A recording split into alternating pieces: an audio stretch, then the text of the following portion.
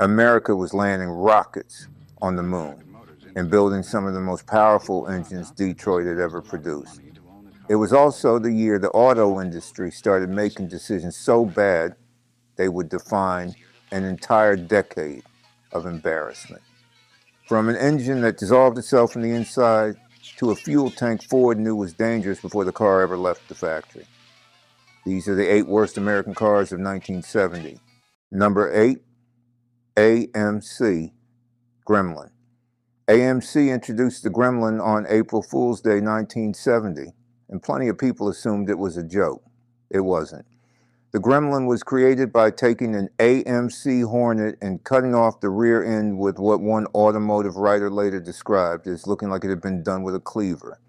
The result was a car with proportions nobody had asked for, and a heavy 6-cylinder engine that made handling genuinely unpleasant thanks to reduced rear suspension travel. Vacuum-operated windshield wipers were standard, technology that felt outdated even in 1970. No disc brakes, no radial tires. Time magazine later named it one of the 50 worst cars ever made. The Gremlin wasn't dangerous, it was simply behind its time the moment it arrived. Number 7, Chevrolet Vega. The Vega debuted in 1970 with genuine promise, an innovative aluminum block engine, and a new rust-proofing method that impressed automotive journalists enough to earn Motor Trend's Car of the Year for 1971. And then owners actually started driving them. The aluminum engine proved extremely vulnerable to overheating and warping, consuming oil at rates that shocked owners who had never experienced anything like it. The rust-proofing that had impressed critics failed to prevent the body from corroding at an alarming pace. By the late 1970s, Vegas were being scrapped faster than almost any car in America. What started as one of GM's most celebrated launches became one of its most damaging reputational failures. Number 6, Ford Pinto. Ford rushed the Pinto to market to compete with growing import competition, and the shortcut showed immediately. The fuel tank sat dangerously close to the rear bumper with minimal structural protection, a design flaw Ford's own internal testing had identified before the car ever reached dealerships. Internal documents later revealed Ford's cost-benefit analysis.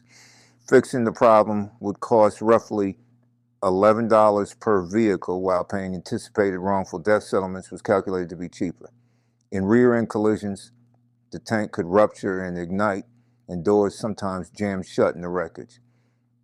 Once the fire controversy reached national headlines in the mid-1970s, sales collapsed by more than 50%.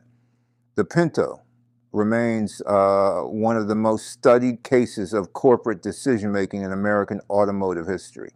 Number 5, Chrysler. Imperial Chrysler positioned the Imperial as its flagship luxury car, meant to compete directly with Cadillac. What buyers actually received was a car defined by rattles, rust, and inconsistent build quality that felt entirely disconnected from its premium price tag. Owners across the country reported panels that didn't align correctly, electrical systems that failed without warning, and body corrosion that appeared faster than any luxury buyer expected from a car at this price point. The Imperial's problems reflected a broader issue running through much of Chrysler's 1970 lineup. A company stretched thin financially, cutting corners in places that luxury buyers were least prepared to forgive. The gap between what the Imperial promised and what it delivered became one of the era's most discussed failures.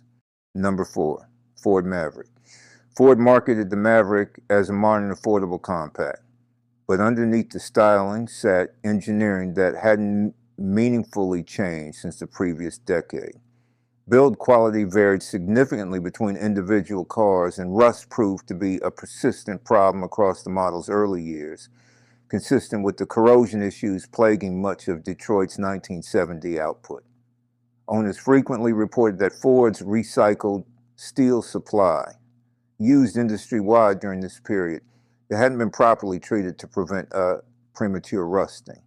The Maverick sold reasonably well on price alone, but reliability complaints accumulated quickly enough that it never earned the reputation Ford had hoped a genuinely modern compact would deliver. Number 3, Dodge Challenger base 6-cylinder. The Challenger's advertising showed muscular V8 power and aggressive styling. Most buyers who couldn't afford that version got something considerably less exciting. The base 6-cylinder Challenger paired genuinely appealing styling with an engine that delivered underwhelming performance for a car that looked like it belonged on a drag strip. Build quality issues common to Chrysler's 1970 lineup: rust, electrical problems, and inconsistent assembly affected the Challenger just as they affected the Imperial and other models from the same factories. For buyers who purchased the car expecting muscle car performance and received something considerably more modest, the disappointment became one of the more common complaints of the era. Number 2, Mercury Cyclone GT. The Cyclone GT carried a name that promised serious performance. In 1970, Mercury actually reduced the horsepower output on this model, a decision that directly contradicted what the GT badge was supposed to represent. Buyers who purchased the Cyclone GT expecting the performance the nameplate implied instead received a car that underdelivered against its own marketing. This kind of gap between badge and reality became increasingly common across the American auto industry as new emissions regulations began forcing manufacturers to detune engines without adjusting the marketing that had built each nameplate's reputation. Number 1, Cadillac's broader quality crisis, 1970 full-size lineup. Cadillac entered the 1970s with a reputation built over decades as America's definitive luxury brand. That reputation began eroding from within during exactly this period.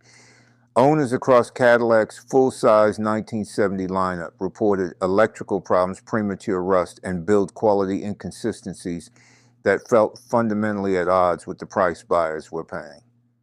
The steel quality crisis affecting the broader American auto industry, recycled steel that hadn't been properly heat treated to eliminate rust-causing impurities, hit luxury buyers particularly hard since they expected their expensive cars to be the exception rather than part of the industry-wide problem. This was the beginning of a decline that would eventually produce the Cimarron disaster a decade later. A company that had once defined American luxury, slowly losing its grip on what that word was supposed to mean.